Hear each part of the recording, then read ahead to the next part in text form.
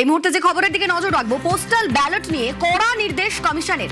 প্রত্যেক postal voting সেন্টারে micro observer, ঠিক কি নির্দেশ দিচ্ছে কমিশন? আমাদের সঙ্গে সোমরাজ রয়েছেন প্রতিনিধি। সোমরাজ, দেখো, পোস্টাল ব্যালট নিয়ে নজিরবিহীন নির্দেশিকা নির্বাচন কমিশনের তরফে জারি করা হলো। এবার প্রত্যেকটা পোস্টাল ভোটিং সেন্টারে মাইক্রো অবজারভার নিয়োগ বাধ্যতামূলক। জেলা শাসকদের চিঠি পাঠিয়ে জানিয়ে দিল রাজ্যের মুখ্য নির্বাচনী আধিকারিকের দপ্তর। পাশাপাশি অবজারভারদের দিনে অন্তত 3 বার এই পোস্টাল ভোটিং সেন্টার পরিদর্শন করতেই হবে। পাশাপাশি এবারই প্রথম প্রতিটি কেন্দ্রের প্রবেশ পথে কেন্দ্রীয় বাহিনী মোতায়েন করা হবে।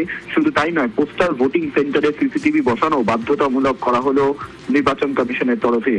এবং এই সিসিটিভি যে বসানো হবে সেখানে জেলা স্তরে লাইভ মনিটরিং হবে।